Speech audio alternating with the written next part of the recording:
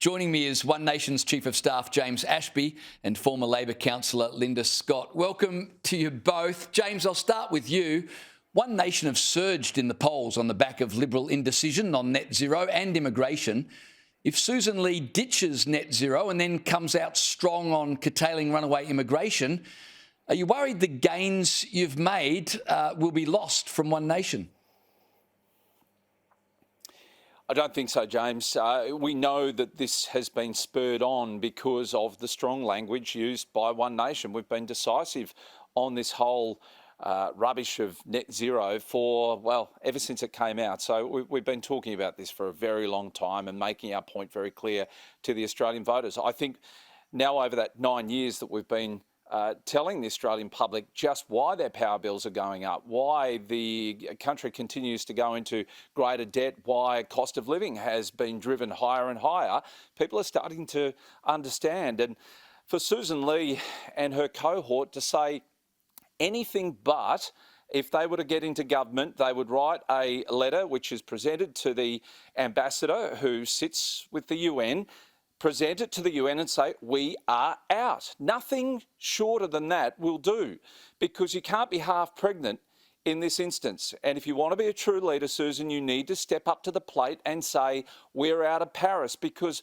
saying anything less, you're still in. Therefore, you've got to meet these 2050 targets of net zero. That is the end goal of this Paris Agreement that we're a signatory to. The other point I'll point out to you, James, is this. Unless you get out of Paris like the US have done, you cannot alter it. It's as plain and simple as that. You cannot alter it. So if anything, get out and then renegotiate it with a better deal that is done where we can carve out industries that at the moment are being destroyed in this country. Coal mining is one of them. Steel and other manufacturing is being killed as well. And until we get out of Paris, we will see GDP drop when it comes to our manufacturing. We're already a country that's gone from the 50s and 60s where we had 25% of GDP made up of manufacturing down to a lousy 5%. It can't get any worse. Seriously, they have to get out of Paris. That's the only true leadership call that Susan Lee can make to survive. Well, speaking of leadership, James, and I agree with you that whatever anyone thinks about net zero, you've got to give One Nation this. You've been consistent the entire time. Pauline Hanson certainly speaks from conviction. But Linda, I think whatever Susan Lee does, I don't know that anyone will believe that she's really convinced. And it's not just on net zero. I remember when she gave her first speech at the press club, she talked about the need to get more women into the Liberal Party, but then said she was agnostic, not really sure one way or another about quotas. So I feel like she seems to have this problem where you can't quite pin down what she really believes. She's more about consensus and taking the temperature of the room and getting working groups. This is, I think, going to be a problem, whatever way the chips fall on net zero. Look, sadly, it could be any day of the week, but today of all days on Remembrance Day, when the Liberal Party has yet again not spoken about the contribution of veterans, the incredible historic significance of this day, not just for Remembrance Day, it's obviously also the 50th anniversary of one of the most significant political events in this country, the unjust sacking of Prime Minister Gough Whitlam.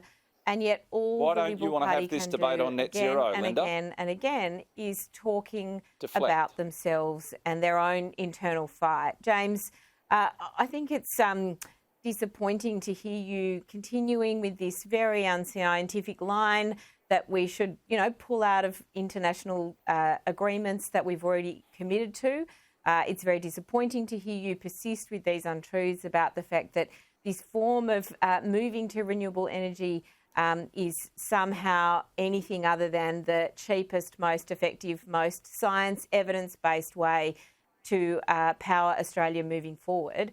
But yet here we are with One Nation and the Nationals and the Liberals all united in their disagreement about the cheapest, best way to move forward on energy policy, something that almost every other nation in the world, something Australia signed up to under a conservative agreement, the Paris Accord, and yet here we are, the One Nation, National Party and Liberal Party trying to align themselves together. James, we were heard promised Tim Wilson admit cheaper today electricity bills by Linda's Labor Party under Albanese, and it's never been delivered. And we've got the problem Chris is Bowen to put in, saying even that by Australians Labor's can own get account, 3 hours they've of free got to put in power. 10,000 kilometres worth of more high transmission voltage power lines. They used to be $2 million a kilometre, mate.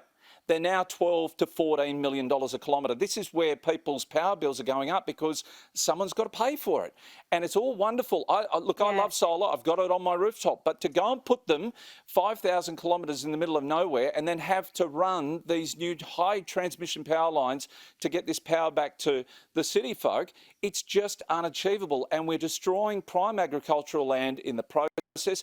We're putting wind turbines all over our picturesque scenery. And yeah, Linda lives in the city, so she doesn't quite understand this. But for people like me who live with a beautiful bush setting behind me, I don't want it demolished. I don't want it demolished for the sake of solar power panels that have a very, very short life. I don't want the treetops demolished for the sake of your wind turbines because it's killing koalas, and Labor themselves have admitted that the best practice when they see a koala fall out of the tree is go and club it to death. This is the nonsense that you and the Greens are putting in the minds of kids to say it's okay to go and trash the environment for your solar panels, but in the same breath, a farmer can't clear so that he can feed the rest of the world. It's just silly. I don't get you. You want to respond to that, okay, Linda? James. I'm quite relaxed about you not getting me. I'm not unhappy with that. But I think it's important to acknowledge that over the last 2 elections, the Liberals have lost 33 seats, right? 26 of those in urban areas. So I think it is true to acknowledge that the Liberals and Nationals as a group, as, you know, the major party of opposition or government in this country for many, many decades, no longer represent urban areas. And that's a very significant thing. And it is, let's be honest, in part because of their inability to accept the science around the danger of global warming and the science around everything that people have come together globally to unite around an effort to move forward to a safer, more efficient, more effective form of energy in the form of a mix of higher proportion of renewable energy in our grid. James, of course, like any piece of infrastructure, our grid needs replacing. Of course, like any piece of infrastructure, these coal mines, these gas plants, you're going to get they need replacing. They come to the end of their life. A coal-fired power station and nuclear, a debate you won't even have. It's totally, and on one other point of hypocrisy, James, the Liberal Party disgraceful. The Liberal Party are disgraceful to think they couldn't have come to the conclusion of either dropping or keeping their net zero policy. No, instead they've taken an extra week, and for a political party like Andrew Bragg and Tim Wilson and Anne Ruston, who have all threatened to quit, here they are going to jump on jets to fly back to Canberra to have this debate when they could have done it on the Friday or Saturday straight after Parliament and saved taxpayers a hell of a lot of money and saved the environment they claim they're so worried about. Well, I tell you what, I reckon Anthony Albanese will be praying that Susan Lee commits to net zero, because if they abandon net zero, then what we'll get for the first time is a decent debate about the Labor government policies that, despite Chris Bowen's promise of 3 hours free electricity if you live in certain parts of the country, Linda, and if you have certain qualifications, you will get free power. I don't think anyone's really much comforted by that.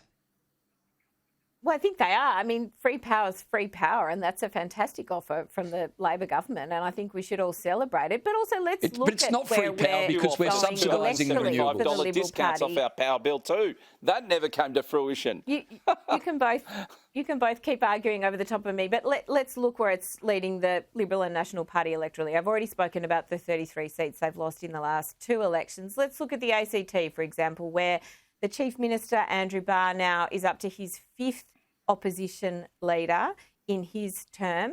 They cannot agree on a leader, so much so that 44% of their party room have been former or current leaders. Like, of the 9 people in that party room, 3 of them have been leaders, and they still can't defeat a Labor government in the ACT. Like, electorally, this is not what the majority of Australians want. I agree with you on that fact. It the is Liberal Party in the face of science that the Liberal and National Party are opposing the action that a Labor government is taking to create cheaper, better forms of power, again, in the form of having a majority of renewables in our system.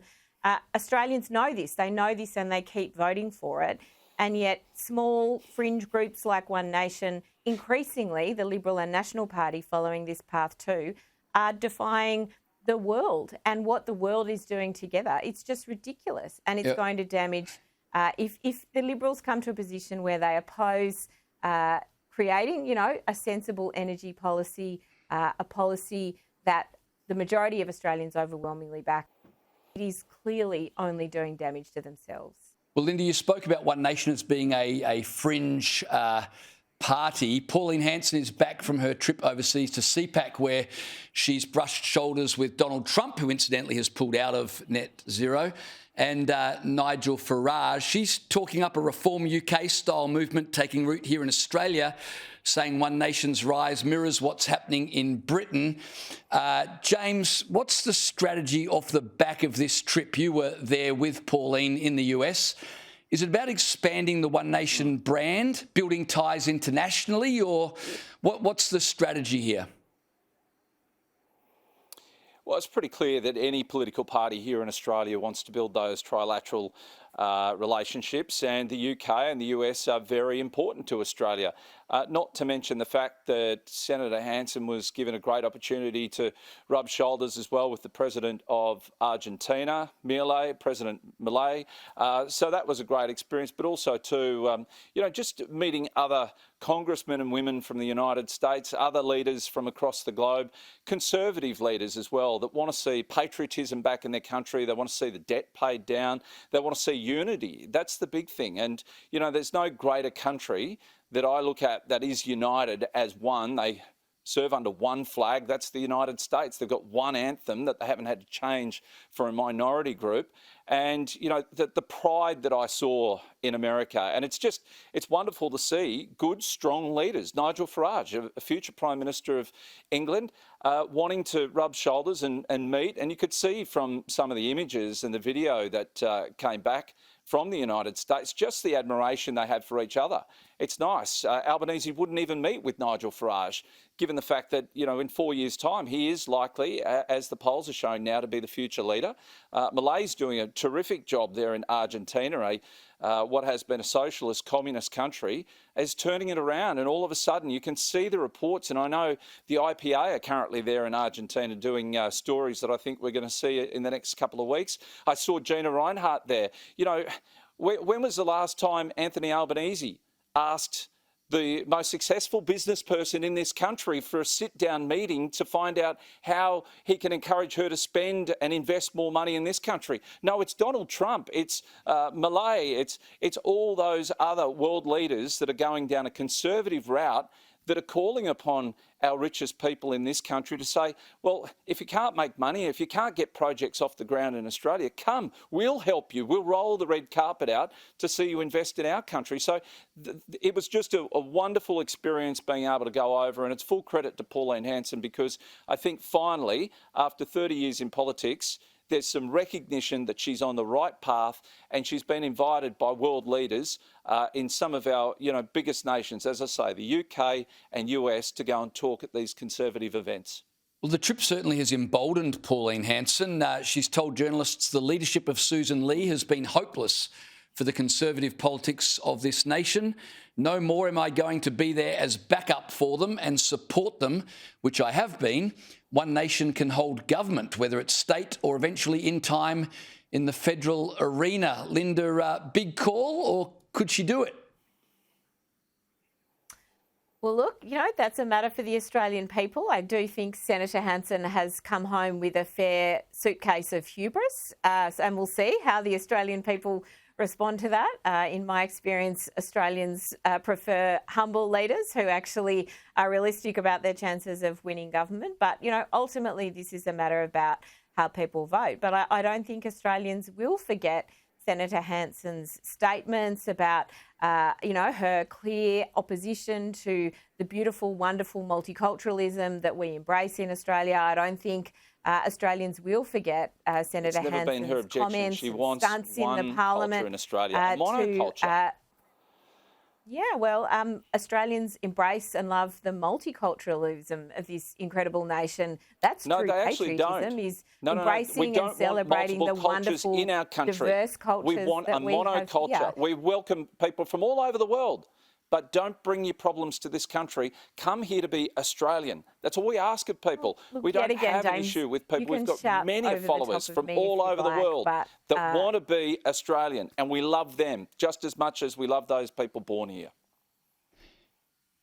Linda? Well, look, you can shout over the top of me, James, but I think ultimately Australians will not forget some of those really pretty remarkable and divisive statements that Senator Hanson has made over her 30-year course in political history.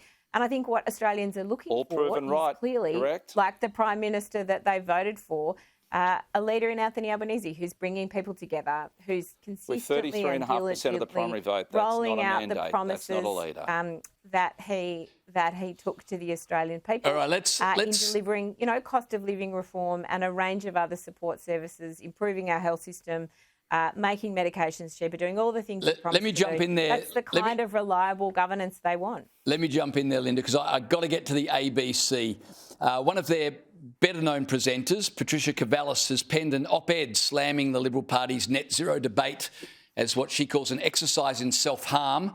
I probably don't disagree with that, but she's gone on to call Peter Dutton an authoritarian. Now, leaving aside the small matter of supposed impartiality from the ABC staff, this line got my attention. She wrote, "The idea seems to have set in among some that tearing down its first ever female leader could be a low consequence affair."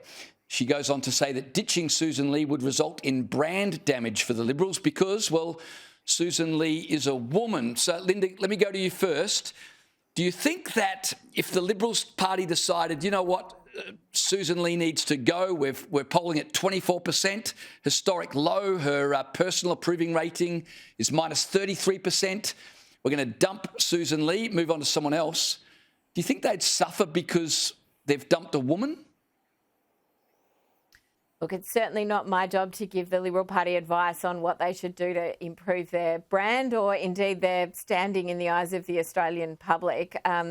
I think, as you yourself pointed out this evening, it's the opposition's job as a group to provide a cohesive alternative policy for the nation, and they're not doing that. They're just fighting amongst themselves, and I'm not sure whether you replace A with B, whoever that might be, my question is going to improve the situation. My question is whether they're not at state or territory level, whether they're at local level, whether they're at federal level, their job is to provide a coherent opposition, and all they seem to be able to do is talk about themselves and their internal weird. I agree with everything that you've just said, but my point is not whether or not they should switch leaders. If they do you agree with Patricia Cavallis that it would be frowned upon because they've removed a woman, the first ever female leader? Do you think that is a factor that would affect them if they made that move?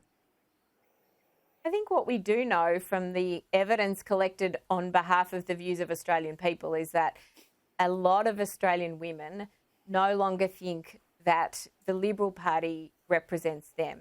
And that has historically not been the case in Australia. Historically, women in larger proportions have voted for the Liberal Party, and that has been declining dramatically over the last couple of elections. Indeed, one of the primary reasons for the Liberal Party no longer being able to form government, having lost those 33 seats over 2 elections, is the vote of Australian women. So whatever it is, whether it's their leader or whether it's the way that they pre-select people, whether it's because they are unable to create a caucus that actually represents and looks like modern Australia, proud Australia as we look and are today, whatever the driver of that is, I think that is a problem for the Liberal Party. It's a matter of whether they can solve it or not. And again, as several of their own federal MPs have said, it's an existential problem. It's a problem that genuinely is threatening the very existence of whether the Liberal and National Party can continue to form a coalition and continue to form a majority opposition. They'll go and, again, beat themselves up about it in Canberra this week instead of being back in their electorates fighting for the people that they have been elected to represent. That, to me, is the most profoundly disappointing thing. Australians need strong, positive representation in Parliament, and they're not getting it from any member of the Liberal Party this week as they all fly back to Canberra to fight amongst themselves. The profoundly disappointing thing to me is, James, it seems like Patricia Cavallis from the ABC is starting to set the agenda already that if Susan Lee is dumped, well, there you go again. The Liberal Party, they've dumped the only female to lead the party. It's the woman problem all over again. It's like the ABC are starting to set the agenda already. Yeah, she's out there early like Christmas decorations. But look, the issue with Susan Lee is she's either capable or she's not. That's what it comes down to. It's not about whether you're a man or woman. You're either fit for the job or you're not. And sadly, under Susan Lee, the bold prediction that Pauline Hanson made to Susan's face over a dinner was you won't survive. And look, Christmas, the party will have a long, hard look at itself. I know they're probably going to take a good hard look. There's 54 of them flying down to Canberra for the meeting tomorrow. They're going to be not only discussing the net zero plan, but they're going to be talking about leadership. Tim Wilson already out there jockeying for the leadership position, yet he's a bloke that won by 175 votes. One thing that Australians can be assured of, there are no leadership challenges within One Nation, 9 years of steady leadership and no spills, just thrills in One Nation. Let's just leave it at that. All right, James and Linda, good discussion. Appreciate you both. Thanks for being on the program tonight.